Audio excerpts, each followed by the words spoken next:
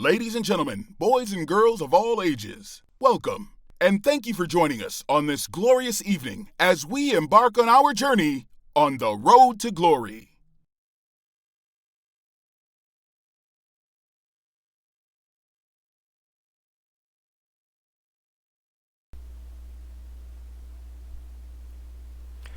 What's up, party people of the SFL, of LSG, of the Dallas-Fort Worth area of Texas, of America, of the entire globe? What's going on? What's cracking? What's happening this very special Wednesday night? How's it going? Welcome to ride number 5 on the road to glory. I see all kinds of peeps in the chat. I see a hype train starting up already. We'll get to all of that in a moment, but I want to thank you for tuning in tonight. I appreciate it. I see more. Yeah, I'm seeing even more people pile in. This is going to be another good show.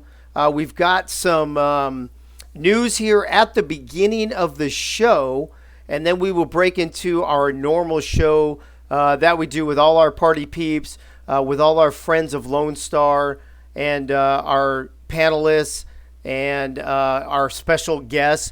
But before we get to that, let me introduce one very special person. And I call him special all the time, but that's a whole nother conversation. I do want to introduce and welcome back to the show once again my co-host, the owner of the Lone Star Glory, Mr. Charles Doherty. Charles, what's up? How's it going? How you feeling tonight? What's going on? Hey, good evening, man. I'm glad to see that you're dressing warmly. Well, here's the deal. It was a nice, balmy 69 degrees here in Knoxville today. However, it is going to get down into the 20s or 30s and be raining probably by the time this show is over. So I'm just, I'm thinking forward. I'm preparing. I'm doing my whole Boy Scout thing, whatever. All right. And if I should take a vote, does anybody think I was actually a Boy Scout? That would be awesome to see what the results. Yes, I did. Bo Martin Jr., I did say it was 69 degrees. Gunny, thank you for the subscription along with Freddie and Bullet. I appreciate that. Yes, Frank the Franchise Wade, I did say it was 69 degrees here in Knoxville. So last week, Charles, I asked you how you were doing, how you enjoyed your time off, your bye week. This was not a bye week. Did it make you feel back to normal, or did you feel different because of the bye week? How was your week? It was crazy, both on the field and off the field. Yeah, crazy week, man. But it's a good Wednesday. I'm glad we're all here and ready to kick this off. So I do want to make one announcement before we get started. As most of you know, last week we put up, and you can see it there at the bottom of the screen, we put up a little graphic saying thinking of and praying for the Begin family last week. That was because Albert Begin's mother-in-law, I believe it was, Charles, was in the hospital. And we just found out, I believe it was yesterday or today, I can't remember, that she actually passed away. So obviously Lone Star thoughts and prayers are with the Begin family. And I'm sure I speak for SFL Nation when I say the rest of us, SFL Nation, we are all thinking of and praying for the Begin family. Later on this evening, Marco Swift and David Horrell were supposed to be back on the show. Marco Swift might still be here. He had a little change in work schedule, so I'm not sure when we talk about and break down our Houston game later. David Horrell, unfortunately, will not be here this evening, and this is the DM he sent to me, so I want to make sure I read it because he did ask me to share it with you guys. He said, "I apologize for not getting back with you sooner, Dave, but I will not be able to make it tonight. I was called down to Wilmington earlier this morning due to an illness in the family. My sister-in-law had a stroke and is on a respirator in ICU at New Hanover Memorial. As of now, she is paralyzed on her left side, and the prognosis is not good. Please remember her and ask that prayers be sent on her behalf. I'll send an update when we know more. Thank you." So I just wanted to share that because, SFL Nation, we are we're kind of like a family, right? We're like one big family broken up to a whole bunch of little families, right? And regardless of whatever beefs we may have with one another, whatever differences we have, in times of tragedy, we all come together. And I think this is one of those times. So definitely SFL, Lone Star prayers, and of course, to both the Begin family and Harrell family. But I believe I can speak for everyone in SFL Nation, Charles, when I say that the entire SFL Nation is thinking and praying for both the Begins and the Harrells. We're definitely here for both families. Just wanted to add to a point you made earlier. It was Albert's mother. Oh, mother. Okay. Yeah. I appreciate that clarification. And the Begins also had to deal with some other, this is crazy times. They had to deal with another death a couple months ago. So they're, just when they think they're leveling out, they get hit with something else. So. Right. Well, so we wanted to make sure that we got that out here early so people have time to think about it, pray about it. Reach out to the Begins, reach out to the Harrells, whatever's on your mind, whatever's on your heart before we get this show kicking off. So that being said, Charles, let's check out our schedule real quick. We've had an interesting schedule so far this season. We started off against Queen City, then we had to travel to London, take on DC, and then we go back-to-back Houston last week. We go to Mexico City this week. And then Baltimore. If you look at Baltimore, Mexico City, Houston, D.C., and London, and even Queen City as a playoff team, how many teams have that tough of a first half of schedule like we've had to deal with? I don't think many. That's a crazy schedule. And I thought it was going to be a beast when I first saw it. Right. Every one of those teams coming in, you always hear that going into the season, but every one of those teams, people, at least one prognosticator said that they were going to be a playoff team. Right. So, we were looking at playing every game against the playoff team. So, well, not only are some of these predicted playoff teams for this season, definitely Baltimore, definitely Mexico City, probably Houston and D.C. and London and Queen City, but Queen City, London, Mexico City, and Baltimore, all playoff teams from a season ago. Yeah, it's crazy. It is a definite crazy schedule for us. And so this week on this show, on the Road to Glory, after we just played Houston and we are ready to prepare and play for Mexico City, we may still have a Mexico City person on. We may not. We'll see how that goes. I'm sorry, Houston person, but we definitely have at least one Mexico City person coming on to the show this evening. That being said, let me check the party, people. Let me check the chat real quick. Who we got here? Bullet Boletsky's the first one in. Packer Fred. Actually, hold on. I got to go to this other thing. All right. Packer Fred. So who did I say? I said Packer Fred, and I said Bullet. Ace Fennick, my favorite quarterback in the whole wide world. Albert Begin. Albert, thoughts and prayers to you and your family, bro. Art Vandelay. Bob Funk. Bo Martin Jr. Bullet Boletsky. Chris Lee. Droop Dog. Dave Axis. Did you know Dave Axis listens to this show, Charles? That's kind of crazy. No, I don't. I know. I don't know what he's doing. I think he's trying to steal my material. I thought he was kicked out of the league. Yeah, wait. He probably will be eventually. Gunny McGuire, Van Lacey, Master Gunner number 5, Mike the Machine Hall, Nate Hall, Packer Fred, Pseudo Nakai, the Greg Soto, Frank the Franchise Wade, Bo Martin Jr., and I think that might be everybody for now. Welcome, everybody, to ride number 5 on the Road to Glory. We kick every show off with the same segment, Friends of LSG from around the SFL. And one of our best friends here at Lone Star is none other than the amazing running back from Florida, Bullet Boletsky himself. Bullet, what's going on? How you doing? How you feeling tonight, bro? What's going on, Dave? Happy to be here as usual. Always glad to have you here, bro. And you got, dude, so this is back-to-back weeks. You got 6 bullets. You got that 6-shooter all loaded and ready to go every week. What's up? There's a lot of stuff to talk about, Dave. Let's put it that way. Are you saying we give you a lot of material on this show? I'm not saying that. I'm just saying, I'm not saying, but I'm just saying is that I think that needs to be on a T-shirt, bro. What do you think? Hey, Lone Star Store, baby. There you go, at the Lone Store. All right. That being said, why don't you hit off bullet number 1 right now? All right, bullet number one from last week's show.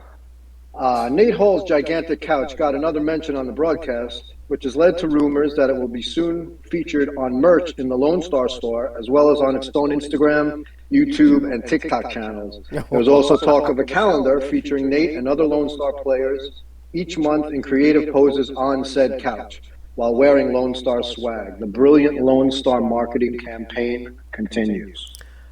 You know, Charles, I'm not sure how I feel about Nate on a couch in a calendar. What goes through your mind when those words come up? Disinfectant. Oh my God, that's perfect. All right, bullet. Let's go to bullet point number 2. Okay. When dissecting the Florida-LA game, Charles described Florida's use of their stud running back as getting every juice out of that orange.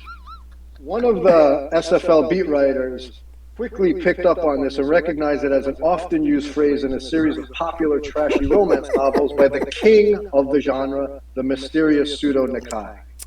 Could Charles and Pseudo be the same person? This would be scandalous if true and would send shockwaves across the SFL. Stay tuned. I'm not saying that I own any Pseudo Nakai written books, but I'm not saying I don't own any Pseudo Nakai written books.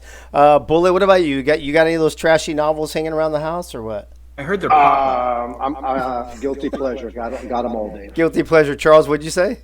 I heard they're pop-ups. Whoa, here you go. Hey. There we go.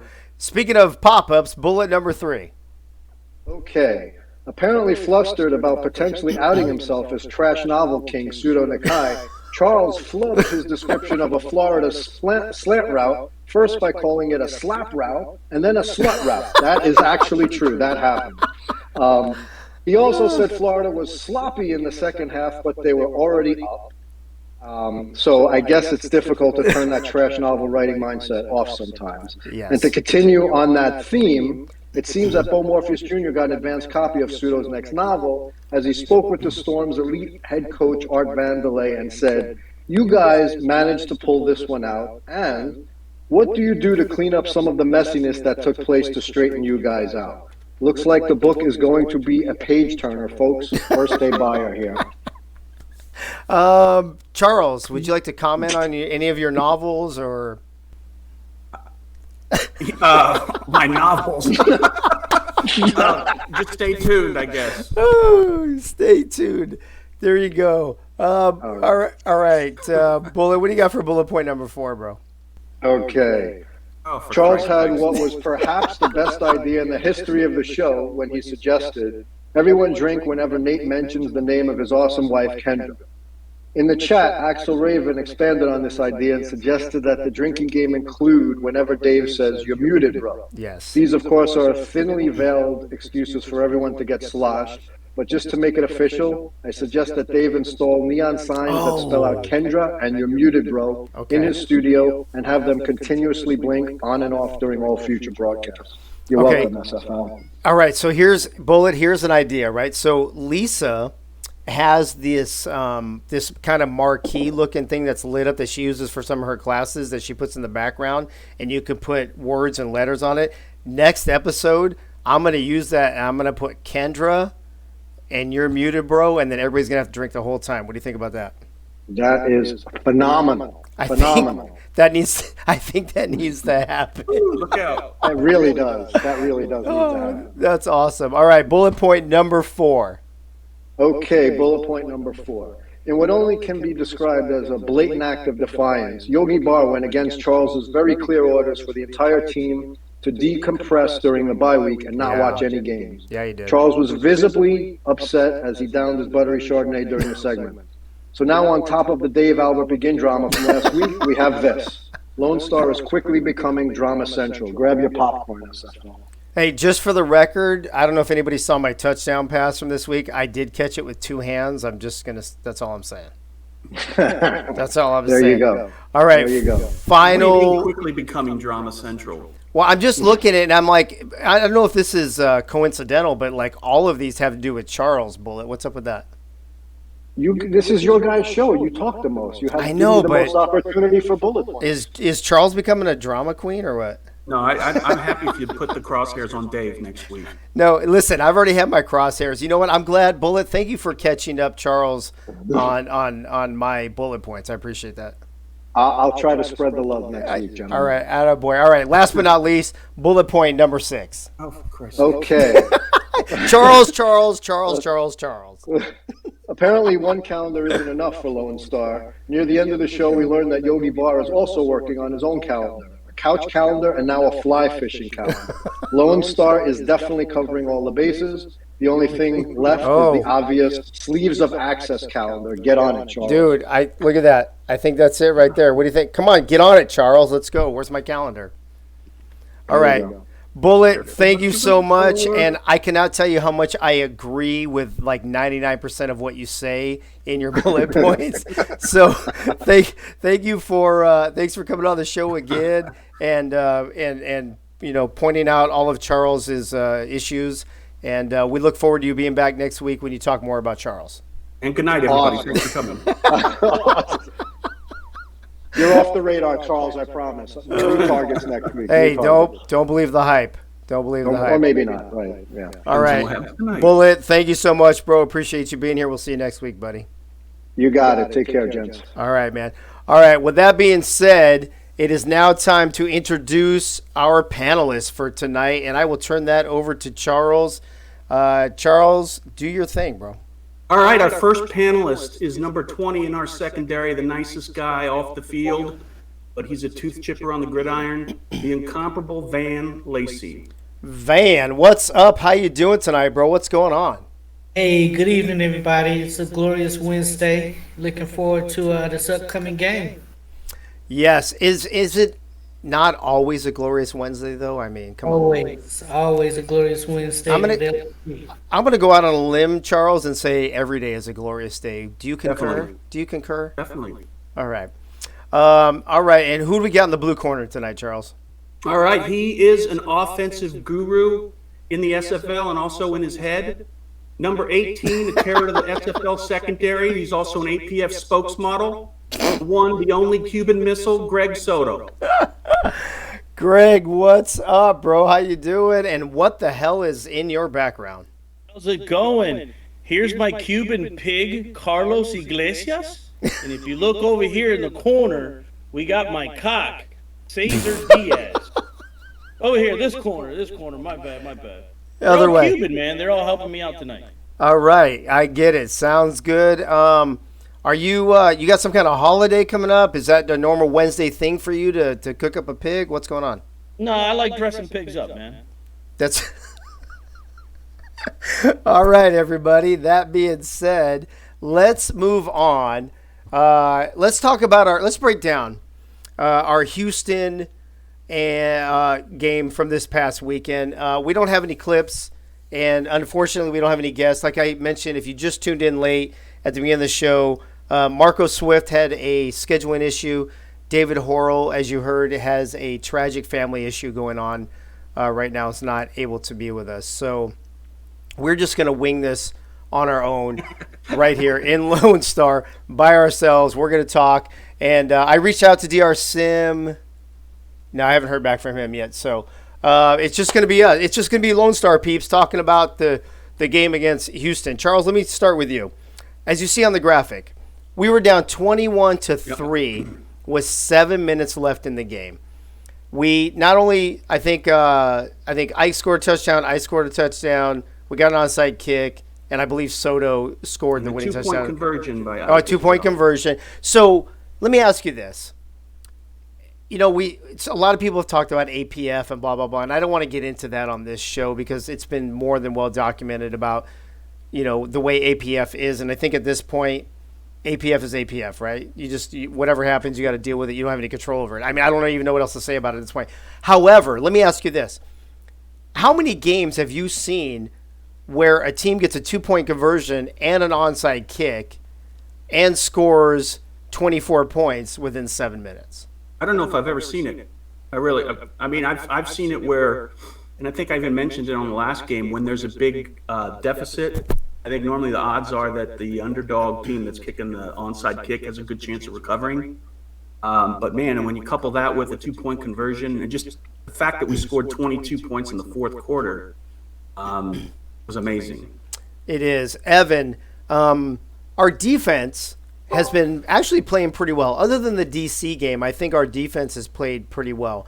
To hold an offense like Houston to only 21 points, I think, is a great thing. Our defensive backs have been doing a great job. Our linebackers have been outstanding. Our defensive line has been holding. How do you feel, and what do you think is kind of the catalyst behind? It seems like every game, especially with UDBs, what we call the five horsemen at Lone Star, we always come up with those key interceptions or those key deflections every single game. What do you attribute that to? I would say I attribute that to our coaching staff. Charles and Albert and James and Soto. I mean, you guys put such a whole lot of time in, and that's what I would attribute to the time and the dedication that our coaching staff put into making sure that us as players are being put in the right positions to excel and make those plays whenever we get those opportunities. Yeah, I agree with that, and I'm going to come back to you in a second, too, because I want to ask you another defensive question. But let me go to Soto real quick. Soto, as an offensive coordinator, knowing what kind of points we can score, what kind of numbers we can put on the board, even having a loss earlier where we scored 41 points, when we have 3 points on the board with 7 minutes left in the game, what's going through your mind? What's going through my mind? I told my wife that we were going to win 24-21. That's what went through my mind. I didn't say that to anybody. I haven't even told that to Charles. But I was throwing F-bombs, and I don't know. I said, you know what? This will be crazy. I started looking at the chat, and it was just kind of crazy. I'm like, you know what? I think we might even win this 24-21. I don't know, man. Look, Charles knows. We run this offense, and it's just like at any given time, it can happen. And I really do not feel with what I put into the playbook, what Charles puts into the playbook, what Albert and James do in our scouting, I don't feel like we're ever out of it. I really don't. Now, 22 points. I mean, I don't think I saw that. I maybe saw 20 points during a sim in a particular quarter. It wasn't even the fourth quarter. But I just don't feel like we're ever out of it, man. I really don't. And like you said, scoring 41 at home, I think don't get me wrong, and nothing against DC, but I hope we get to run that back. We know what adjustments we could have made, and I'd love to run it back and score another 41. But other than that, man, I just don't really feel like we're ever out of it. Right. And Charles, we'll do one more round with the panel before we move on, since we don't have any Houston peeps to interview tonight. But Charles, as you're watching the game, let's take the APF factor out of it. And I know that's hard to think of right now, but let's look at this and let's think of it just from a football mind and not an APF mind for a moment. Even in real football, down 21-3 with 7 minutes left in the fourth quarter, how many real teams, let alone video game teams, are able to score 22 points, get a 2-point conversion, get an onside kick, get a winning touch, a score or a go-ahead touchdown, and get an interception to end the game? That just doesn't happen. No, it doesn't. And watching the game, it was like something clicked with 7 minutes left. And there were some plays that were called that I don't think were called in the early part of the game. And there were some bounces our way, but Greg was confident going in there, but man, that 3 quarters for me was a dark time in my life. I know. I agree. Listen, I agree with you. 3.5 quarters. My wife called during that last drive, and she had a car full of groceries, and I said, "I'm not coming down to help. You gotta wait out there." I'm waiting until this game is over. There's So yeah, you know what? I won the Hey, game. I'm happy. Then I had to deal with an Irish hey, wife. either so. carry the groceries in yourself or the ice cream melts. That's the only two something like that. choices. So, follow up question then. Do you feel like, listen, we're all at the mercy of the AI, right?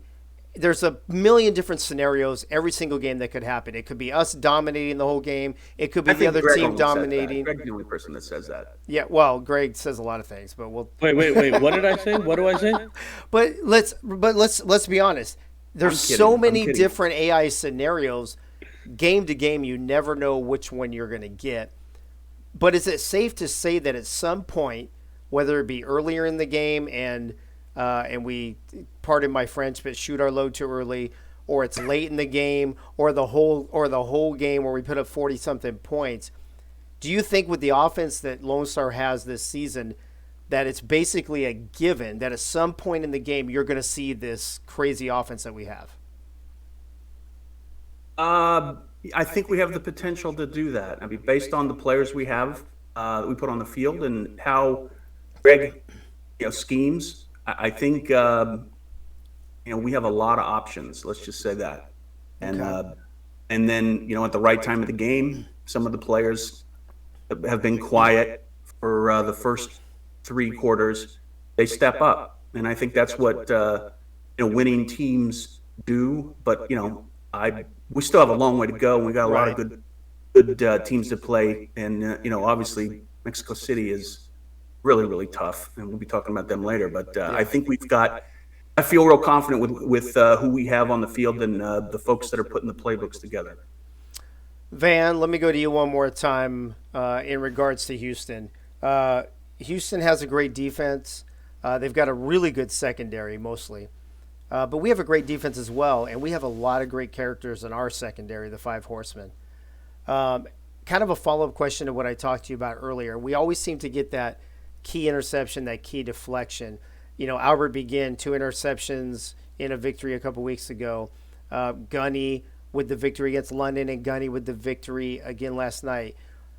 While you hang out with and talk to Gunny and Bo and Nate and Albert and all these guys, what's the confidence level of our secondary going forward? We already know the defensive line can hold their own. Jukin with all his sacks, Yogi and Tina, and Bobo with stopping the run, and our linebacker core might be second to none in this league. But what's the confidence level of our secondary week to week going in every game? Do you guys feel confident enough that if the ball is being slung by a quarterback like a Johnny Pickler maybe, or in a couple weeks when we play Baltimore against a Jack Wigmore, that our defensive secondary is up to the task no matter who we play? Oh, absolutely. Our secondary, the Five Horsemen, we have great chemistry. We talk to each other during our secondary meetings. We pick each other up on the field and off the field. I don't know, a couple of games ago, you probably seen, it may be where Bo may tip a ball and I'm right behind him. I get a chance to pick it off. And same thing with Nate, Albert, and Gunny.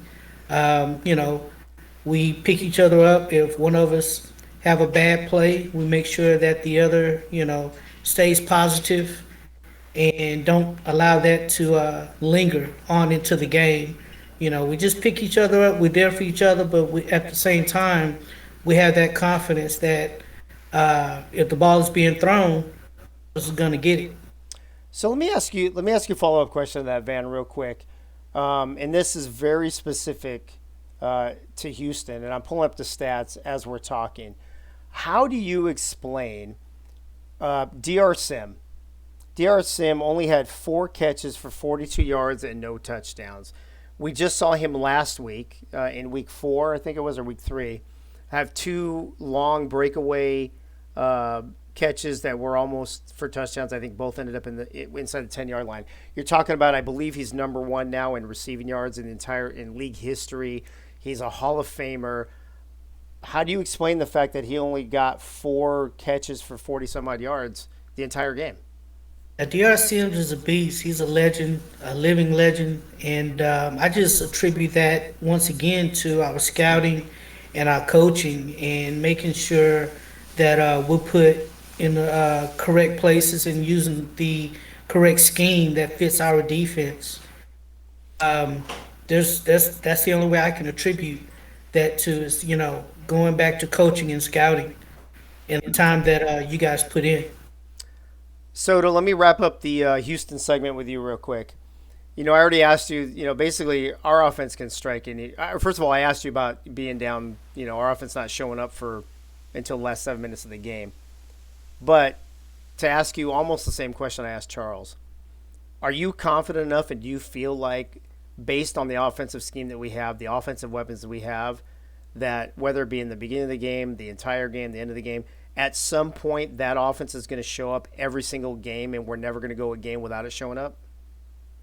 I believe so. Yep, I believe so. It's just there, man. We Charles put in so much work in the off season as a base, and then just said, "Here you go, Greg. Here you go, Albert. Go with it. Here you go. Add plays to it. Take away."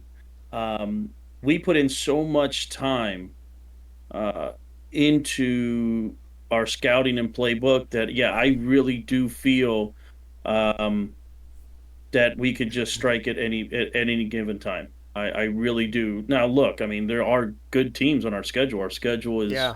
I mean, our schedule is nasty. But you know what? I'm thriving off of that. Charles knows. I send him shit all the time.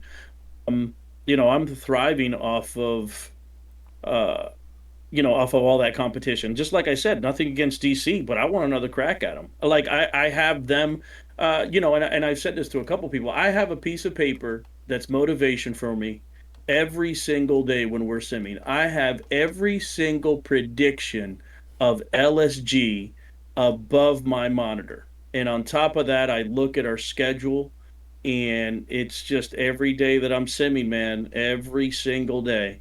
I look at that, and I really do feel that our offense can just take care of business at any given time. So, would you say, give me your confidence level going up against Houston? Let me preface it with this, Greg, real quick before we wrap this segment up. Mm-hmm. We lost to Houston our first couple years. There was one year where Williams ran all over us for like 200 and some odd yards. We finally broke through last season and beat them at home. For some reason, we get them at home again this season, and we go in and we kind of get manhandled for 3 quarters, to be honest with you, and then we finally turned it on. Going into the game, based on the history and based on what you know of our offense and our team this season, how confident were you going into this week that we were going to come out with a victory against Houston? About 85%. Really? Yeah, I knew it was going to be close, but I do feel that it was going to either be I really thought that it was going to be a touchdown or 10 points victory. I felt pretty good about it. Again, at the beginning of the week, it's always hard. At the beginning of the week, my sims always suck. So, so if I start taking that into it, yeah, that's, the first day, that's the 15% right there that we weren't doing so good. But then, just again, we go back to our scouting team. And again, those guys are just phenomenal. Freddie leading the pack there for our scouting. Anything that we see is like, hey, Freddie, are you sure it's that play? Can you go back and check it out? Or are you sure it's that formation? He goes back in there, and anybody else that's on there in the scouting helps out and gives us the information ASAP. I mean, we'll ask for it midway through a game, and by the end of the game of a sim, we already have the information from Freddie. Right. I've said it. I've told Charles, as Freddie leaves, I'm leaving with Freddie. So that's how much Freddie is such an important, integral part of our coaching and scouting. But yeah, I really did feel about 85% that we were going to come out of there with a victory. I felt pretty good about it. And even when we were down, like I said at one time in the house here, I said, I think we might pull this off 24-21. I was off, but there were certain things that were going on that I'm just like, man, we got to be able to click. There's no way that we have this offense that we worked on all week and like absolutely only 3 points. So Yeah.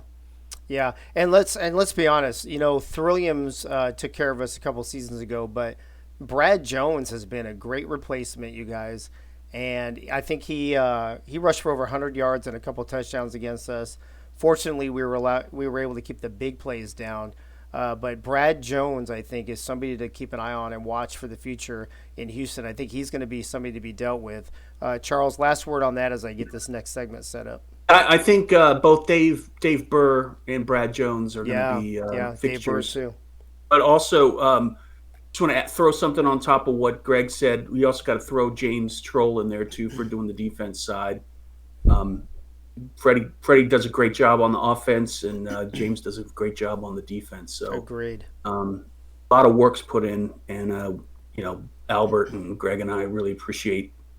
We rely on them, so they're not allowed to fly in a plane anywhere together.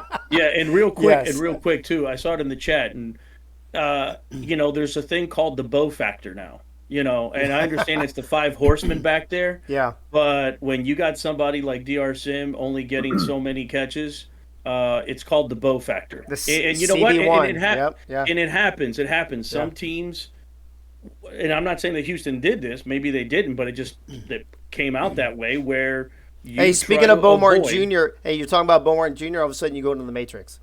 Yeah, I know, right? Look at that. You try to avoid – there we go, I'm back. You try to avoid, Bo.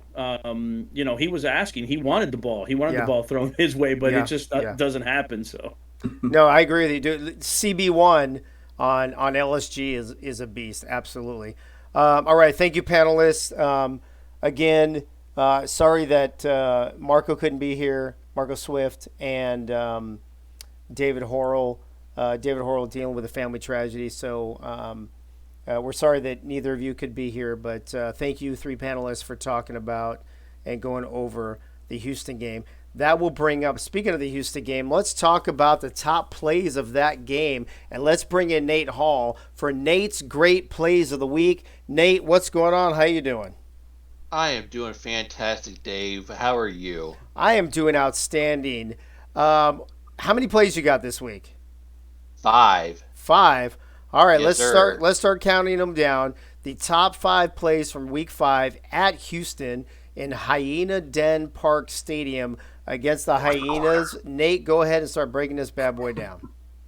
Number 5, Ike Truckstick McBride with the touchdown scoring starting run halfway through the 4th quarter. The receivers to the opposite side. They run that way to McBride. That was what got it going, right? That was our first touchdown after having only 3 points. And the Glory. That is correct. Trying to make things interesting. That got the ball rolling for sure. Awesome. All right, number 4, what do you got? Number 4, ace to Dave Diva Axis, 5-yard touchdown in the corner of the end zone with less than 2 minutes left. It was only 5 yards, but it felt like 20, man, the way how far Ace had to throw the ball. Right. Touchdown to Dave Axis. Love seeing that.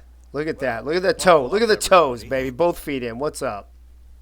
And I didn't include this in my top 5, but I should have. So it's like a 4A, if you will. Yeah. That 2-point conversion was very necessary for our comeback after that touchdown that you scored. So that was definitely a great play. Yeah, the 2-point conversion, I agree with that. Number 3, what do you got?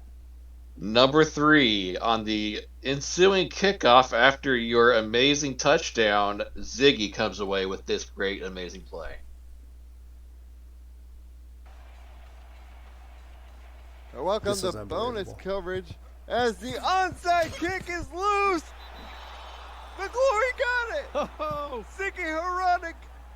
After some Ziggy's like, fumbling I'll be around, damn, there's a futzing ball at my around, foot. What the hell Look is at that. finally Look get at it. that. Oh my goodness, picks it right Dude, up. if I'm Houston during that play, Nate, I just have to be livid.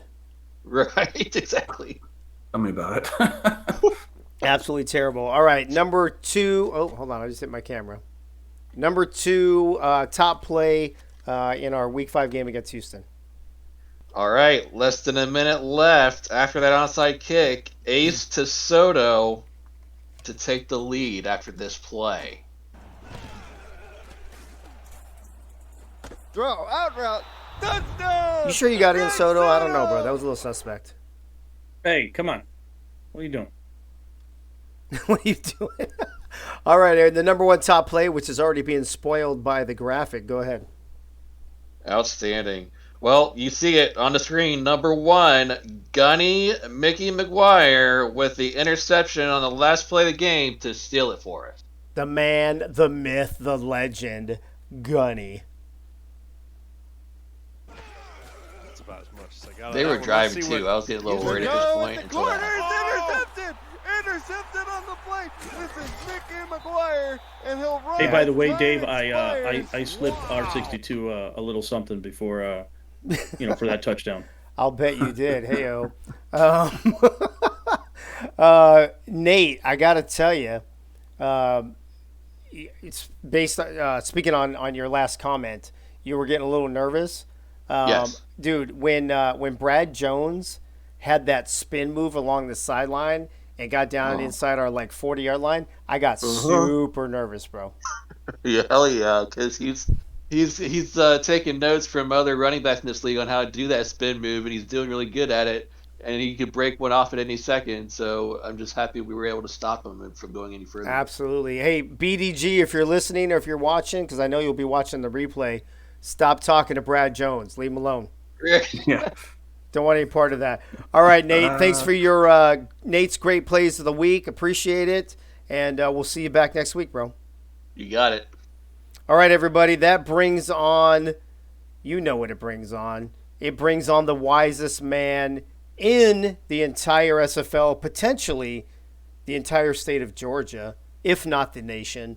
Gunny for president. Gunny, what's up? How you doing tonight? Welcome back to the show, bro.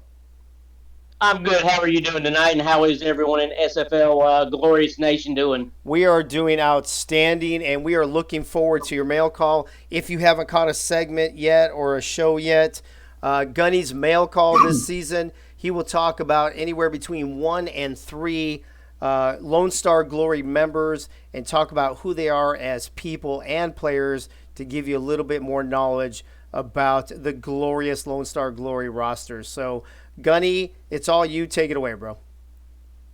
Just a couple things about the Houston Hyenas. Greg Corky had an outstanding game filling in for Kyle Fenimore when he got injured early in the first quarter. And the running back that ran over us in the first couple of seasons was Warren Murray. I still think I got a few bruises left over from him. Oh, I kept saying Throwliams, but I meant Warren Murray. You're absolutely. Throwliams is Fort Worth, right? Fort Worth. Yeah, my bad. Yep. My bad. All right. Thank you, Gunny. See, this is why he's the wisest man in the SFL. You know what, Gunny? We should start a new segment where at the end of the show you just correct all my mistakes. What do you think about that? He's the only one allowed to correct you. Yeah, he is the only one because he's the only one with a sniper rifle. Doesn't get grief. He's the only one that's not going to have me in his sights. So, yeah, there you go. Gunny, go ahead and take it. Oh, actually, hold on. I forgot to do this. Hold on one second, Gunny. Can you? Yeah, you. It's time for mail call. There you go. I forgot to play that at the beginning of your segment. All right. It's all you, Gunny. Go ahead, buddy. All right. Before I get started, I just want to send out my thoughts to David Harrell and his family, and also my condolences to Albert Begin on the loss of his mom. Albert, heaven has gained a glorious angel. Absolutely. Now on to a few good men. First off, glorious cornerback, number 44, Bo Martin Jr. Bo started the London Knights. He was picked up out of the minor leagues in Week 5. He was called up to replace free safety Devin Say. He joined Lone Star in season 16, so he's been in the league for 4 seasons now. Overall that time, he has 151 tackles, 47 assists, 6 tackles for losses, 17 pass deflections, and 8 interceptions. Bo currently lives in Charlotte, North Carolina, but is originally from Milwaukee, where he met Jacksonville Kings Mike All. They continue a friendship that began back during high school in 1991. Bo has a 16-year-old son and also a 9-year-old daughter. Bo's occupation outside the SFL arena is that of a voiceover artist. Bo, I'm honored to share the title of Lone Star Glory cornerback with you. Next up, we have Bo's favorite nephew, number 57, linebacker Jay Mart. Jay Mart also comes to us from Milwaukee and now resides in Chicago. He works in the IT field and he is happily married. J Mart came to the SFL in season 2 from the minor leagues, where he played for the Annapolis Navigators. In season 16, he was drafted by the Jacksonville Kings, and then he became a free agent. This is his second season in Lone Star. Statistics for J Mart: solo tackles 165, assists 75, tackles for loss 21, pass deflections 19, interceptions 4. One of those interceptions was when he played for the Jacksonville Kings, a 40-yard interception return for a touchdown. Jay, stay glorious, and we have you penciled in for this season's All-Star game. Dave, carry on. That is all. Thank you, Gunny. Appreciate it. I will carry on with the plan of the day, or in this case, the plan of the night. Thank you for all of that and the details. I love getting to know things about our players that I may not even know.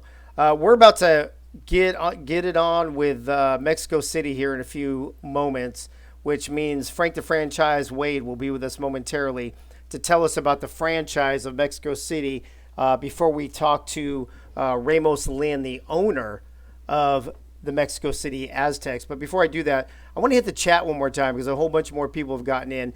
Ace Fennec has gotten here now. Albert Begin, Art Vandelay, Bob Funk, Bo Martin Jr., Bullet Beletsky, Chris Lee, Commander Root, Droop Dog, Feet, Dave Axis, who's that guy? Gunny McGuire, L.A. Kaylee, Laced Up Lacey, Maddie Son, Mello Taylor, Mike All, Nate Hall, Freddie, Rimastino, Pseudo Nakai, the Greg Soto, V and K, Evan Lacey, Frank the Franchise Wade, and a few others. Thank you all for tuning in tonight to the 5th ride on the Road to Glory. Let's bring in another friend of Lone Star from around the SFL, and that would be none other than Frank the Franchise Wade. Frank, what's going on, bro? How you doing tonight, man?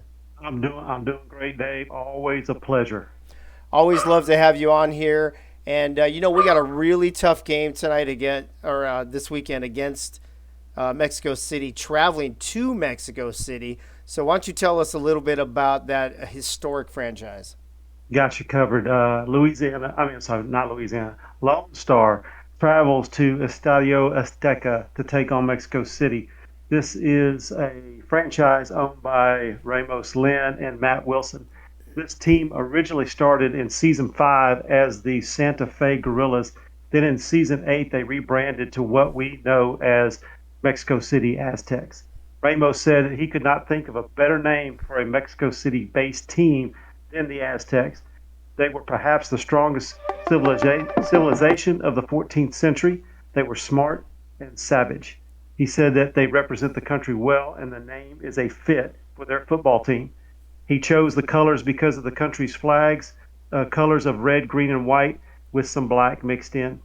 In Season 5, as the Gorillas, they were the SFL runner-up, losing to the DC Dragons in what was regarded as the greatest game ever played, a 30-31 victory for the Dragons.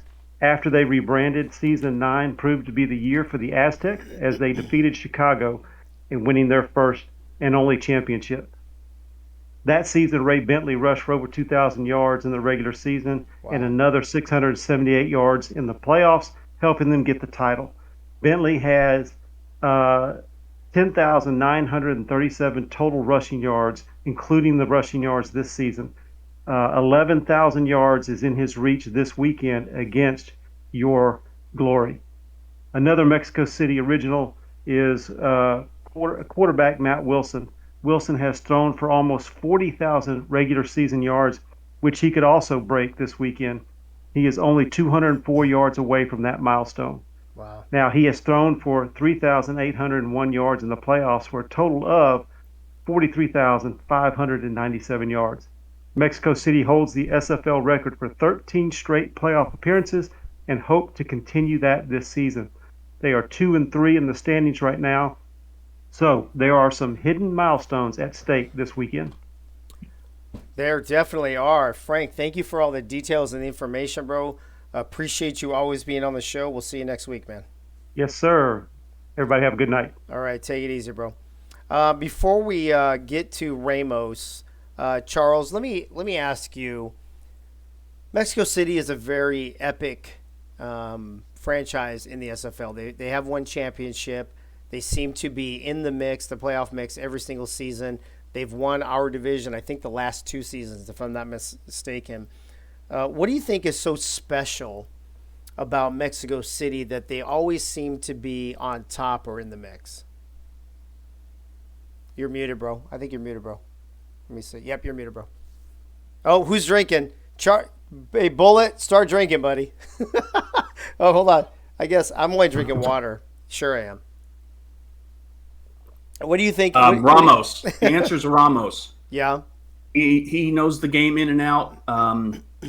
He knows how to make the best of it. That's it. I mean, he's got great players and great, people on his team. But I think it boils down to him and his mastery of the game. I agree.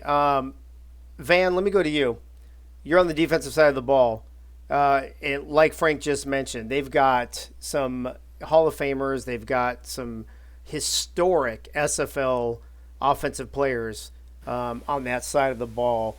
Matt Wilson, Ray Bentley. You throw in a Phoenix Jones and Mike Daggs. I mean, the list just goes on and on with the history not only of Mexico City, but of the SFL. What's it going to take from the Lone Star defense this week to shut down such a historic offense? Well, I think last year Phoenix Jones really did a number on us. So first and foremost, we need to contain him and limit the positive plays that Wilson, the quarterback, has against us. But I think first and foremost, it starts with containing the run, and then once they start trying to pass, then we can become more advantageous and look for our interceptions. Yeah, all right, that's a good point. Before I bring Ramos on, let me wrap up with Greg here real quick. Greg, is this going to be another one of those DC type of games where we're just going to have to outscore them with our offense in order to pull away with a victory? Or do you think there's some other keys to victory here against Mexico City? Without saying too much, this if things work out our way, I'm hoping to see something that you saw either week 1 or week 2 against Queen City or London. I don't think it's going to go like it did last week for us.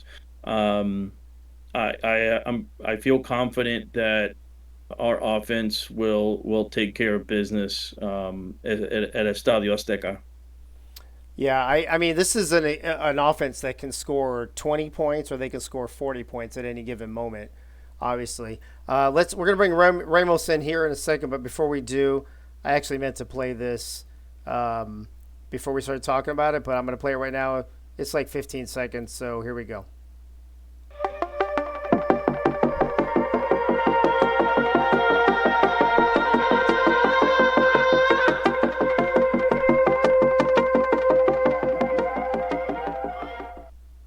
I bring in the owner of Mexico City, the Mexico City Aztecs, one-time SFL champions, reigning SFL South Division Tex-Mex Division champs, Ramos Lynn. Ramos, how are you doing tonight? Welcome to the show. Welcome first to this show, but welcome back overall, bro. How you doing, man?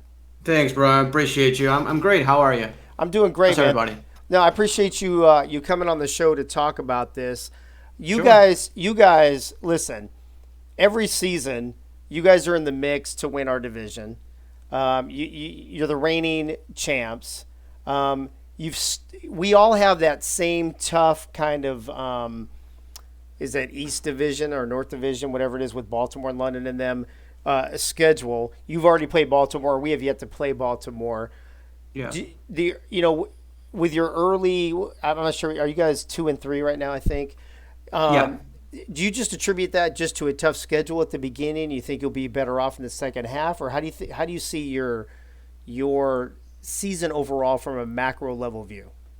I mean, we hope so. We hope to be better. I mean, we're 2-3 as you said. We had a brutal schedule, start of the schedule, as you guys have had. I mean, it's been no joke. Yeah. 4 of our first 5 games were on the road, including at DC, at Baltimore. Yeah. So that's not easy task. We did win against Fort Worth week 1. We had to come from behind, and we did just get by London as well at home. That's our only home game so far this year.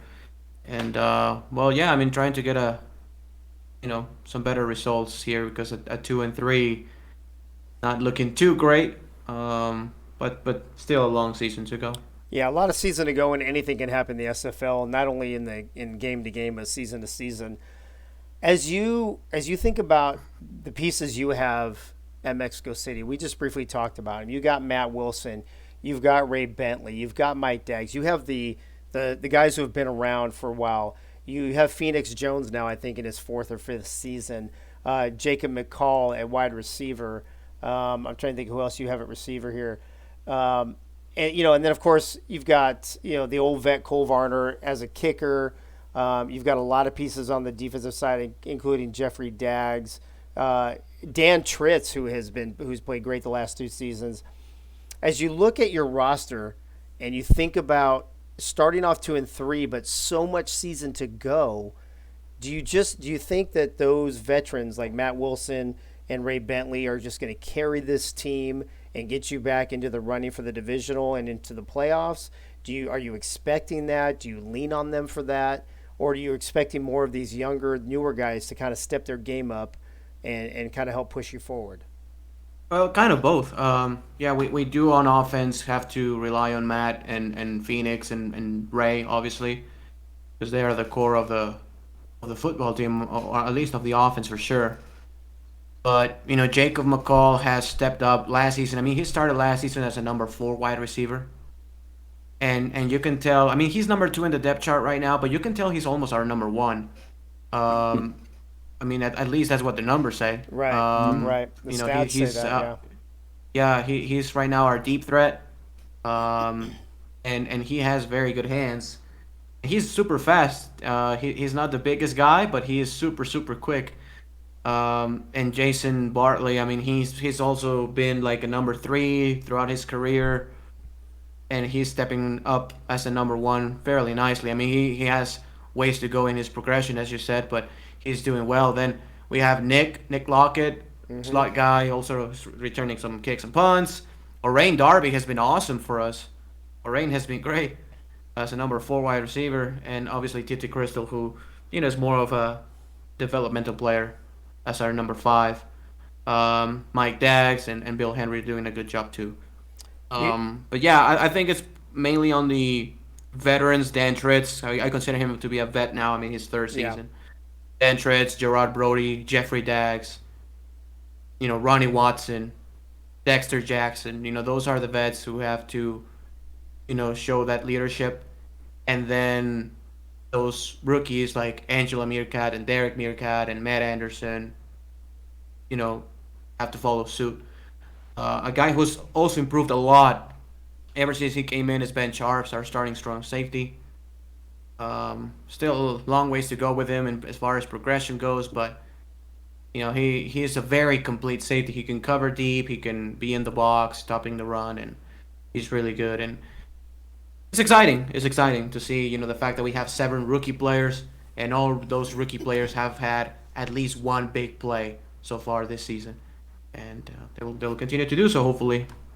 Before I release the hounds here and turn you over to the panelists for their questions or their comments to you, let me ask you one more question. As you look at this Lone Star team, a lot of people thought we weren't going to do well this season. A lot of the pundits, if you will, predicted us to go 2-10, 3-9, what have you. I mean, at the end of the day, technically, I guess we could still go 3-9, right? Because we're 3-1. Do you see any surprises in Lone Star being 3-1? That's the first question. The second part of the question is, what do you attribute to Lone Star's success this early, at least in the first quarter of the season or so? The actual surprise is the fact that last season you didn't have, probably 8 or 9 wins. You know, I was expecting you to be right there with us and Fort Worth, even Houston, obviously because of that experience that they have. Right. But I really was expecting Lone Star last season to be basically what they're right now. And so no, there's no surprise. And for me, is the core of the team. You know, it goes guys with like yourself. You have yourself a ring with Atlanta. It goes with Greg. It goes with everybody. Ike McBride, who have said many times, and I will say it again, is the toughest running back to stop in the league. At least to me, it is. I mean, at least that we have to game plan against her a couple of times every season. So I have to game plan it firsthand a couple of times every season. So I think again the real shock was last season not being as good as it is this season, and it's just a combination of the coaching staff, which is very good, and the players who've been together for a good while, and they're very good, and they never give up. I mean, again, I was looking at the game of against Houston last week. I mean, you spoke about it in the show. Down 21-3, no big deal. Came back 25-21. Well, I don't know if it was no big deal. It felt like a big deal at the time. Let me tell you that. It did, but then when it happened, it was like, yep, that's why. Yeah, that's why. Yourself and those receivers overall. You have Ziggy Ronick now. Yep. As a wide receiver, turning from tight end, and it's very hard to stop. Charles, do you have a question or a comment for Ramos? A couple, if I may. Yeah, do your thing. First, it's great having you in the division, Ramos. I mean, it's thanks, Charles. You're one of the classiest owners that we have in the league, and it's great competing against you. With that, some questions about your squad this season. Have you ever? I mean, I was looking through the stats, and it looks like you've got on the offense side, you've got a Mexico player in almost every top. At the top of almost every offensive category. Have you been there before with that? Man, not since like season 13 when we had Steven Molinax as our offensive coordinator. Right. That season, Ray Bentley led the league. Actually, he still holds the record for receiving touchdowns in a season. He was used heavily, and Matt Wilson got the league MVP. That was the last season. It was a combination of Matt Wilson, Ray Bentley, and Mike Daggs. That basically, topped the leaderboards for a little bit, but not ever since that year. You have, excuse me, you've got 5 wide receivers and 2 tight ends and a fullback, along with Phoenix. Everybody knows you have Phoenix. Is it a challenge for you when you're coming up with an offensive game plan to get it balanced? I mean, I know you're not going to share any secrets, but is it a challenge, or is it something that in all of your simming you got a pretty good handle on? Yeah, I think I have a pretty good handle on. Sometimes we decide to run the ball more than we decide to pass. But overall, we like to just keep everybody involved, and it will become better and better as the players progress. When we can get guys like TT Crystal and Orain Darby even more involved, right? Like Orain probably gets about 2 or 3 catches.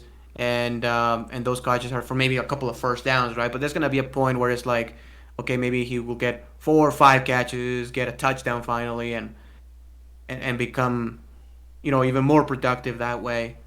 But it's fun. It's fun to game plan with all those weapons, and we still have to get better at it. I think. This is the first time I've ever had 5 wide receivers, and it's fun. It's fun.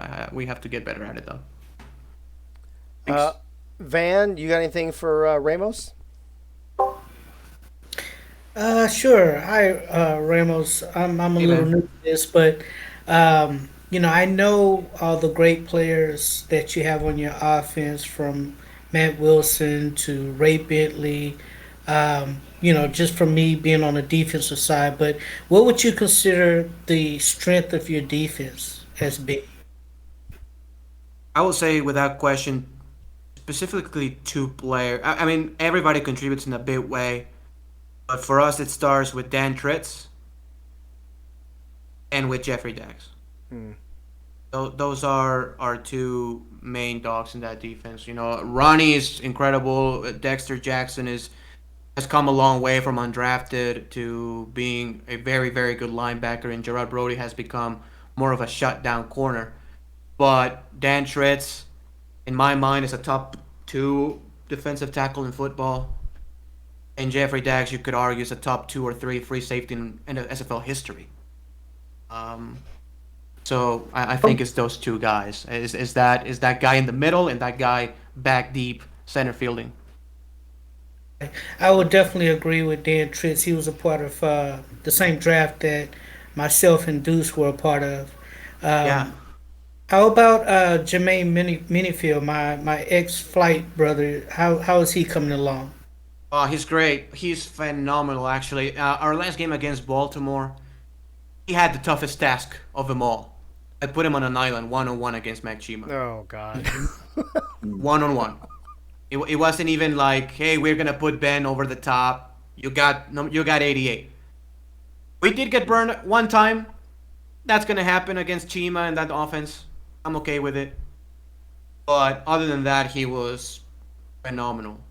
And it's exciting the fact that he's just a bronze right now, and he has still a long ways to go. Yeah, he's very good. He's very good. All right. Okay, thank you. Yes, Soto, sir. Thank you. Soto, you got the last word, last question for Ramos before we let him go. What do you got for Ramos? Well, Charles took one of my questions, but of course he I had did. to think That's of what he another does. one here on the spot. No, out of bringing the 7 new players into the locker room, here, we're going into, what is it, week 6, I believe. How have they gelled compared to previous seasons when you've had to bring in people into your locker room? How has this new group of 7 rookies come in and gelled in the locker room with you guys? Better than ever, actually. This is the best core of rookies we've ever had. Because in previous times it's been just 1, 2, 3 guys, and it's been cool and everybody when Dan Tritz came along and Phoenix came along and Jermaine Minifield came along and everything. But this season, all 7 of the guys are, 6 guys and a girl, Angela, have been awesome. Like next level, incredible. Every morning it's like, hey, good morning, team. How's everybody doing today? And everybody's answering. Everybody's jumping in. This has not been the best start of the season for us, and everybody's still picking themselves up. It's like, hey, it's not over yet. This is very still early in the season. Yeah, we're 2-3, but we're still in it. We just have to take one game at a time, and it's been great. It's been better than ever. Oh, real quick, I have one more question, actually. Yeah. Having a Spanish guy in here, I gotta ask: have you asked the league to announce? Because I know, do you do announcing this year as well too? You're still doing announcing? Yeah, I've done play-by-play. Play-by-play. Have you Yeah. asked the league to do Spanish play-by-play? They again will not let me. I don't think. That'd It be would be. It would be. I mean, yeah, it would be fun. Yeah. It will probably more in the future. Probably as like a simulcast kind of thing, Yeah. where you can choose, because if I'm broadcasting, say I don't know, Portland against San Diego, I mean, who of them actually speaks Spanish? Probably one guy. Right. So it's like, I don't wanna be watching my game and not understanding what I'm hearing. Right. Right. So, but it would be funny though. I would be up for it. Whether it's English or Spanish, I'm up for it, and it's a lot of fun. Cool. Ramos, last question before we let Mucha you go. diversión. Hey, Dave, this is Bad Freddy. I got one little comment for Ramos. Go ahead, Freddie. Yes, sir.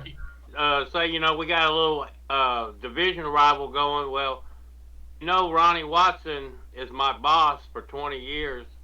We got a little in-house rival going here this week. We got a little side bet. And y'all start calling him Panther Watson. That's his nickname, Panther. He got a big old Black Panther on his arm tattoo. Good luck this week, partner. Thank you, La Pantera Watson. There you go. So, there you go. Mira, para que sepas, Greg, esto sería una transmisión en español, ¿me entiendes? Perfecto. No, así mismo. Así hay Así que me hacer la entiendes a mí. transmisión. Pero Oh, me yeah. pregunto si Dave, o Van, o Charles me entienden, ¿sabes? No, ninguno de ellos te entiende. See, you can't get this on the But you know SFL, what? but you can get it here on the Road to Glory. But Ramos. Si hacemos la transmisión en español, it's just going to be for art vandaling. That's it. Oh, It's shit. for You're art. very art into this. Hey, is anything, are you guys Well, talking about anything? Hey, Greg, are you talking about anything I about feel that like I'm cochino watching- behind you or what? No, I'm just saying if we do a Spanish broadcast, and Yeah. we'll just have Art as Oh, our you- only person watching and listening to the game. No, Art should be in there. Yeah. It should be you should do a 3-man broadcast Actually, with yeah, you two and Art should be in the booth. Yeah, I agree with that. That's how I listen to soccer sometime on the Spanish channel. I don't know what the hell they talking about, but I love watching. But Freddie, you understand the word goal. Yeah. Hell yeah. Hey Dave, I was just gonna say, it sounded there for a second when Greg and Ramos were talking that it sounded like I was watching El Telemundo or some shit. That's going on. exact, dude. I was That's like, what exactly. the hell? I was waiting for a Fox goal. Deportes. Exactly, exactly. Or You know, TUDN. that's that was actually an interesting question, Greg, because it's funny, Ramos, that you mentioned San Diego, which is a huge Spanish-speaking population. So if San Diego can get out there and get into the community, I mean, who knows what could happen, right? Yeah, no question. Obviously San Diego is one of the biggest ones. I mean, right there with Los Angeles, right there with McAllen, Texas. Mm-hmm. Laredo, Texas. It's just El Paso. Some Arizona. Yeah. And Miami, of course. A lot of the Southwest for sure. Yeah, a lot of it, including Miami, some parts of Florida. And you just made me miss San Diego again. I miss San Diego. I don't miss living there, but I miss living there, if that makes sense. But Ramos, bro, you are a class act in this league. You're one of my favorite owners. Thanks, buddy. I almost became a Mexico City Aztec. Remember how close we were back in season 14? It was close. In the It was draft. close. If Atlanta, let me look. I've got it on my wall right here. Let me look real quick. It worked for you, though. I mean. Oh, it worked out. I got a ring. Yes, sir. So I was picked 14. You were picked Yeah. 16, but you got that. So because you didn't pick me, you got that scrub Phoenix Jones. So I mean, I guess things worked out. It kind of worked out for both of us. Kind of did. Ramos, thank you so much for being on the show. We really appreciate you, respect you, and good luck this weekend, but not too much good luck. Likewise, buddy. Thank you. All right, take it easy, bro. All right, you too, bro. Everybody, Ramos Lynn, the owner of the Mexico City Aztecs, one of our favorites, our division rival. We love that guy, but we don't love when he beats us. So hopefully things will work out for us this weekend. We've only got about maybe 15 minutes left of the show, a couple more segments, and then we'll wrap up. And that will bring us to my boy Yogi. What's up down south, Yogi? So we just talked to Ramos Lynn, and we will transition into what happened this weekend. And Yogi, it wasn't, for the most part, a very pretty picture for the Tex-Mex division this weekend. So what's up down south, Yogi? Yo hablo un poquito español. Yeah, word. Palabra. I'm down farther south this week. I'm down in Bo Martin Jr.'s turf. I'm in Charlotte, North Carolina, visiting some friends. Oh, putting up a fence this week. Oh, nice. Are you doing the show from your phone? No, I got my laptop with me. Oh, okay. My Either way, so you bought your newly laptop. That's dedication, brother. Yes, sir. So down south this week, we had some interesting games. Mexico City lost to Baltimore 27-41. The score was bad all game. They tried to hang in there. They did their best. They didn't embarrass themselves, but they came up with a tough loss. Of course, we played Houston and had that amazing 7 minutes. And of course, Houston lost us. They didn't think those 7 minutes were so amazing. Yeah, Fort Worth lost another game, 5 now, to London. The final score was 27-38, but it wasn't that close. It looked like Houston had a 14 point lead all game long. They were just continually ahead. Key contributors this week, we've got. I had to give the quarterback to Ace Finnick. He was 23 of 35 for 299 yards, 2 touchdowns, 1 interceptions after being sacked 5 times. Jason Williams, there's your Thrilliums, 22 for 216, 2 touchdowns. He had 2 long touchdowns, 1 reception for 13 yards. Wide receivers, Mike Daggs was 6 for 114 and a touchdown. And Greg Corky filled in, like Gunny said, for Finnegan for 6 catches for 118 yards. Defensive player of the week was E.K. Vincent. He's a beast. 11 tackles, 3 assists, 2 tackles for loss, and a pass deflection. Brings our totals for the season so far. Lone Stars at 3-1, sitting at the top of the division. Mexico City's at 2-3, and perched to leap on us if we let them. Houston's 1-3, and Fort Worth is 0-5. Tough luck, 0-5. Dude, let me ask you, what happened with this London-Fort Worth game? London hasn't been the best this season. We went into London, beat them. That was only their second or third loss in 2 seasons at home. This Fort Worth-London game, is it just an issue with Fort Worth right now going 0-5 to begin the season? I actually thought that they might have actually been able to go into London and win. What happened in that game? Jason Williams tried to keep him in it, but Pickler was just throwing it all over the field. He only had he was 35 of 46 for 369, 4 touchdowns, 1 interception, and 0 sacks. So those are key contributors to that game. Yeah, Pickler definitely dangerous when he doesn't get sacked, for sure. And Tiberius Bovine had a Hall of Fame day, 11 catches, 115 yards, and 2 touchdowns. Every time they needed a play, they went to Tiberius. Wow. Okay. Next week, Yogi, we got a big game, bro. At Mexico City, a big Tex-Mex division. Of course, we have to play them twice this season. How important do you think it is for us to come out with this victory at Mexico City in the first half of the season? It's important for our psyche. It would give us a big boost to be 4-1 and them being 2-4. But what a class act Ramos is. Love that guy. Absolutely. We got to play at Mexico City this week, and then our very last game of the season, we host Mexico City, which you never know. The way things go between now and then could end up being for the division title. It could be huge. Yeah, that's why we'd rather take this game early and get that big lead. Absolutely. All right, Yogi, thanks for being on. Problem. Even when you're traveling, bro, appreciate the dedication. And we'll see you next week, brother. It's a glorious trip. Later. All right. Later, bro. All right, folks, that brings up our last and final. Is our last and final the same thing? I don't know. Our final segment of the evening, which is Mike All and all that and a bag of chips. Now, this usually ends up being the longest segment of the night and doesn't get us out by 10:30. But let's see what Mike has tonight and see if we can get out of here in the next 9 minutes. Mike All. Oh, that's not what I want. That's what. Oh, what happened to you? I'm still here, Dave. You had me up and then you took me away. No, I clicked on it. It still says you're up. Hold on. Why are you not up? Oh, I'm up, Dave. Heyo. Dude, I don't know why you are not showing up. Is your camera on? Yeah, Dave. Did you break me?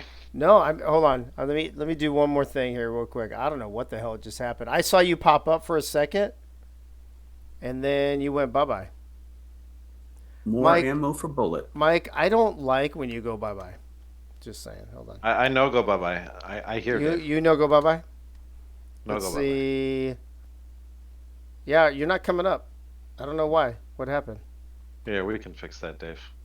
We're going to do this live on air with everybody watching. I don't know if I like everybody watching. I don't know. You want to stall and send me? I don't. What the hell just happened? You broke it, Dave. No, look at bro. It's on. It's on. Look at it. It says right there, all cam. The eyeball is on. It's lit up. It's got the border around it, but you're not in the rectangle, bro. Dave, this is why you need a producer. No, I don't need a producer. This is not that. This is like one of the easiest parts of the show. Send me a new OBS Ninja real quick while we stall and talk. How about that? While you're stalling and telling me, actually, let me go to the panel real quick and let me ask the panel. Is this a new one or the same one, Mike? You just sent me. It's a new one. Okay. Let me start with Charles. Charles, what do you think Mike's going to talk about today? I have no clue. We never have a clue with what he's going to talk about. Hold on. Let's see what happens here. Yeah, I don't know, bro. I think you have. Oh, there he is. All right, there you go. Told you There you he broke is. it, Dave. Okay, what are those cheddar fries? Is that what that's? What does that say? Yeah, the handicap cheddar fries. Bro, you Andy Cap, you talk like I should know what that is.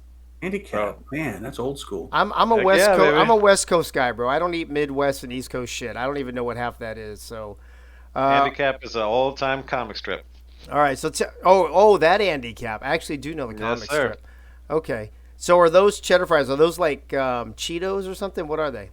They're a Cheeto type product, but they're not. More crunchy or more Well, puffy? they're like a potato fry. Put it up to the camera. Let me see. Oh, it looks like a French fry, Yeah, but it tastes like a Cheeto. it's crunchy like a Cheeto, Okay. I will but take. it's not as substantial as a Cheeto. I'll take your word for it. That's about that. That looks like it might add to the list of about 10, 11 things I'll never put in my mouth. Heyo. So, Michael, what do you got going on tonight, buddy? So, I was inspired this time by the whole new Monday thing that they've got going on, which you guys are a part of, apparently. We are part of it, apparently. I just Um, found out when Cam made the announcement. I didn't know anything about it. So, I think we all found out about it when Cam made the announcement. okay, so It's kind of intriguing, but it's also kind of, is it going to work? Because all right, so the first one is this week with Baltimore and Queen City, having several of the players on camera during the game and doing interviews, and watching their live reactions. My concern is that going to eat up a lot of the screen? How's he going to fit everybody on there? Is everybody going to be a little tiny? Does it say they're on camera or just on voice? Does No, it say? they're going to be on camera. They're on. Okay. But it'll be nice to hear what the guys have to say live during the game. That'll be interesting. The one that I'm most concerned with, Dave, is the second one, with London and Houston, where Cam's going to change the perspective of the game to show it from behind the quarterback. Now, have you ever played a video game with that view? I have. Yeah, I've seen that, but here's my concern, and this comes from what I do with my team. Okay. How are you going to be able to scout from that perspective, Dave? I would think you might be able to scout better, wouldn't you? You get to see the holes open up better. You get to see the blitzes clearer. you get from above, like we watch it currently. You get to see pretty much everything. I mean, So sometimes you miss out on one. Let's break this down for a second. From when I've played video games, it's not literally from the quarterback's head; it's from behind the quarterback that still shows all the players. Is that what we're talking about? I'm assuming that's probably what it's going to be. Yeah, unless it's. I mean, wasn't 2K5 or something like that where you played from within the helmet of the player or something like that? Does 2K8 have that capability though? I have a feeling it's from behind where you can still see all the players. Is what I'm thinking. Maybe, but it's not going to be the same as seeing it from top down to really see how the players are spread out and what they're doing for their routes. Okay. So I'm concerned about it. Now, Cam would have had to have tested it, so he's got to know what he's doing. Right. But I have a concern about it. And then we move on to St. Louis taking on Florida. In that one, it's going to be the coaching staff's only doing the broadcast. Presumably talking about strategy and what they see going on out on the field and what they did to kind of counteract certain things, this or that, which would be educational and nice to learn how they think, especially for teams that have to face them and then get some of their insights as to what they're doing. Get inside their head a little bit. Exactly. And then your guys' game, it's going to be, all he said was two famous broadcasters, two legends of the SFL. Well, I don't want to brag or anything, but Charles is going to be on there. That's cool. Good job, Charles. Thanks. And then other famous people from around the league coming on to do interviews. I mean, yeah, I don't know anything about that, to be honest with you. I'm not in the know. That must be between Charles and Cam. Charles doesn't share information with me anyway, so I don't know. Yeah, right. You just don't remember. New phone? Who dis? So, all right. So let me go around to the panel, Mike, real quick and ask. I want to start with Soto first. Soto, on the one that we talked about the quarterback view, if the view is from behind the quarterback, where you can still see all the players and you can see the gaps and everything, do you see a disadvantage with that for scouting purposes, like Mike thinks, or do you think it's no big deal? It depends. It depends how far that camera is. If we can see the outside wide receivers on each play, then I'm good with it. If not, then you're talking about going back and forth multiple times on that one play just to see what that wide receiver does, or both wide receivers if you're going out wide. So it'll all depend on that. And but you know what? Hopefully, if the scouting is done correctly, you could just go away from that wide receiver and just see what everybody else is doing, and then maybe try to pinpoint it that way. But yeah, I could see what Mike's talking about, that could maybe hinder it a little bit, depending on what that angle is going to be, how far back that camera is going to be. Okay, before I ask Van this question, Mike, read the third one to me again. Does that imply that the coaches of the teams will actually be the broadcasters, or in addition to the broadcasters? No, they are the broadcast. The coaching staffs will be the only commentary for the game. And what teams is that again? St. Louis and Florida.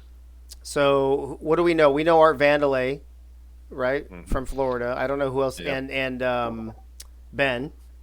And then from St. Louis, it's not Eagle, thank God. It's well, you could say that about Art too. I mean, geez, talk Art. about Well, maybe Art will say it in Spanish, Greg. Maybe he'll do the Spanish version of that game. What do you think about that? Well, if he doesn't want anybody to scout them correctly, then yeah, just go ahead and start speaking Spanish. There you go. Go for it. Who are the coach? I'm not even sure who the coaches are for St. Louis, to be honest with you. I want to say Drew Reilly is one of them. Drew, okay, yeah, I think you might be right. Bo Martin Jr., yeah, that's not going to happen, bro. It's 10:30 now. We're going to go to 10:40 like we always do. Van, let me ask you, what do you think about that one, or any of the ones that Mike said, but that one maybe specifically? Do you think it's a good idea to bring in coaches who may not have any broadcasting experience to broadcast the game? It could be good. I mean, it all depends on how prepared they are at not giving up their secrets. They're right. That's the tricky part, right? Not to say too much. Yeah. That's the tricky part. It could be good. I'm sure that they would think it out and do some practice runs or whatnot. But as far as the camera angle, I share the same thoughts as Mike and Greg. I think initially it would be it would cause some issues, but over time, the league would catch up to it. Okay. The last one, Charles, with our game. Do you have any details on that? Have you heard anything about what we're doing exactly for our game? How that breaks down? Just about pretty much just the way it was. Mike explained it. I mean, I don't know anything more than that. But the question about the camera angle, I have scouted at that view before. Yeah, they helped me with like stunts. But that explains our DC game right there. One thing, boom, boom, drive the deal. Be here all night, folks. But the one thing I'm concerned about is the camera action that follows the ball. Because at the snap, you could potentially cut out the safety on the opposite side and the corner on the opposite side, and it could be hard to scout on, man to man will be probably pretty easy, but what the zone coverage is, I think. I mean, I'm just trying to find some holes, but right. And I would never do a game. I would never do a live game while I was a coach. Never, ever. That seems a little crazy. Mike, what was the first one again? Hey, hold on. Can we go back and clip that? Charles said man to man, and he said find some holes. Hey yo. I didn't penetrate though. But he didn't say Kansas City moist penetration. It is 10:33, so it is. It is after 10:30, so we are in after dark mode. Mike, what was the first one again? So that's the one this Monday where T. Roy and a couple of people are going to be on there being interviewed during the game and getting their live reactions of what happens on the field. Yeah, I don't necessarily have an issue with that. I think so. I'm going to go around the panel. If you had to take one of those away, which one would it be? For me personally, I think it's the coaches broadcasting one. I think that could end up, depending on who it is. And again, I don't know everybody who's a coach on there, if they've ever had experience broadcasting, but I think that could turn into a nightmare. Charles, if you had to take one of those 4 things away, which one sounds the worst to you? Okay, this is going to sound horrible, but I would take away the camera one because, quite honestly, during our games, I turn the sound off. Is that because of certain people who broadcast? No, I do that when I don't watch NFL games as much anymore, but I used to do that at the same time because I just like to watch the play and I don't want anybody in my ear. Gotcha. Soto, if you had to take one of those 4 things away, which one sounds like the worst idea? And to be honest with you, I think actually the first one sounds like probably the best idea, but go ahead. As a scout and coach, the camera one. The camera one. I already do that as it is with my OCD back and forth and replay and I don't want to have to freaking do that even more. So, yeah, the camera one. Okay. And let's wrap it up with Van over here. Van, of the 4 that you heard from Mike, which one sounds like one you would not want to do? I just think the coaches broadcasting during the game would create a competitive disadvantage. It is too risky. Yeah, I'm with you. So it looks like we're 2-2. It looks like Charles and Soto, who are coaches, are on the same side, and you and I, who can't shut the hell up and talk too much, are on the broadcaster side. So that kind of makes a lot of sense. I get that. Speaking of not being able to shut the hell up, Mike All, thanks for being on the show once again. Yep. Appreciate the topics you bring, and I love when you pour a whole bag of chips all over your head. Not tonight, Dave. Not with the cheddar fries. Sorry, I tried to sneak that in there, see if I could get you to do it. No. All right, Mike, thank you for coming on. All that and a bag of chips, Mike All. Thanks for being on. We'll see you next week, buddy. I'll be here or not. Or if you're not here, then I'll know you're not here. Those are the 2 choices. Dave. 2 I'll options. be here or I won't. Only 2 options. All right, Mike. Thanks, buddy. Yeah. All right, see ya. Wear something sexy next week. All right, folks. Wow, Dude, he wears something sexy every week. What are you talking about? All right, folks. That puts us into wrap-up mode. As you know, every week for the Lone Store, we mention one particular item. A couple weeks ago, it was the beanie. Last week, it was the bucket hat. This week, Charles, it's a coffee mug. Is there any specific reason why? Yeah, there's a story behind this. Our own Nate Hall, what I learned about him is in the offseason, he likes to LARP. And I had to look that up. It's live action role play. So really, he goes to Renaissance fairs and he dresses up like a Viking. And during that time, he goes by Olaf Skullcrusher Lothbrok, and that's all he'll answer to. But the key point here, as far as product placement, is he likes to bring that LSG mug with him for his mead and ale consumption between epic axe battles. Oh my God! God bless Kendra having to call him. I was that name I was like, house. I wonder. I was just gonna say, I wonder when else he wears that outfit. Hey-o. All right. Well, Charles, thanks for sharing that with us. I think. Thank you. I'm not sure, but well, that's good to know. Moving on, everybody. It's time to wrap this shindig up. I appreciate everybody sticking with us. I see a whole bunch of people still in the chat. Looks like Big Dog 44. Jumped in semi-recently. Elysian is in there. L.A. Kaylee's in there. Midsoon is in. Looks like a bunch of people jumping in over the last 20 minutes or so. Thank you guys for tuning in. Time to wrap this up. As we wrap up every single show, we do a few things. We mentioned a few things. Number one, Evan Lacy, Van Lacy's son, went missing December 17, 2019. Found on January 3rd, 2020. If you have information or would like information, you can go to findourmissing.com/EvansHope, or you can go to Facebook and to Find Our Missing Evans Hope. Also, at Lone Star, we have a big military presence with a lot of veterans on our team. They care a lot about the military and about veterans. As many of you know, my wife, Pink Lisa, is the Tennessee State Representative for Objective Zero, and there's not many causes closer to my heart personally than what Objective Zero does with helping veterans and helping them not commit suicide. And there's a lot of programs they have. It's an app. If you are a veteran and you are having certain thoughts, please go to the app. There are so many people on there that are ready to talk to you and have a conversation with you about what a better life you can have if you stick around with us. Want to throw out some special thanks to Ace Fennick, Bo Martin Jr., Frank the Franchise Wade, Gunny, Bullet, Nate, Yogi, Mike All, Freddie, who's about to come on in just a moment, the Houston Hyenas. I know they weren't able to be here, but we thank them anyway for their efforts.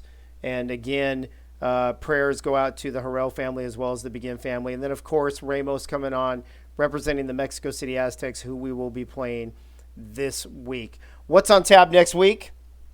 Well, it looks like we're going to be recapping our Week 6 game at Mexico City.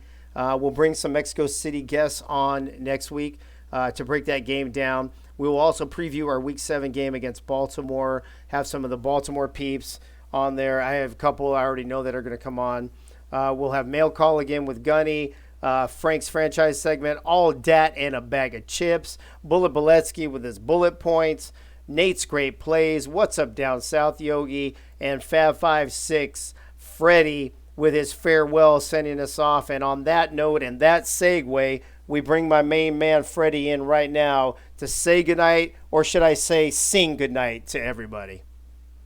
Hey, it's a great show, great panelists, and let me get everybody in the, give me a little wave, hands forth now.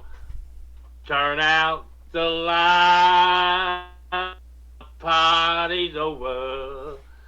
They say that all good things must end. Call it a night, the party's over. Until tomorrow, we'll do the same old thing again. Good night, Houston. Good night, Houston. Good night, everybody. Good night, SFL. Thank you, everybody, for tuning in. Special thanks to Charles Doherty, Van Lacey, Greg Soto, Nate Hall, Yogi Bar, Mike All, Gunny, Freddie, Bullet. Who am I missing? I feel like I'm missing Frank the Franchise, Wade, Ramos Lynn, of course. And anybody else I forgot, I apologize. It's hard to remember everybody's name every show. We appreciate everybody. And everybody in the chat, thank you. I still see a bunch of people in here hanging out with us till the very end. Looks like Doug Britton popping in. You might have already been here for a while, but I didn't see your name earlier. Appreciate everybody being in the chat. Appreciate you supporting the Road to Glory. This is episode number 5. We'll be back next week, this time Wednesday, 9 p.m. Eastern, right here on this Twitch channel, as we dive into episode 6, or ride number 6, on the Road to Glory. Thank you again, everybody. Have a glorious week. Good luck to all the teams except Mexico City playing this week. And we will see you all next Wednesday night, 9 p.m. Eastern, right here on Twitch. Good night now.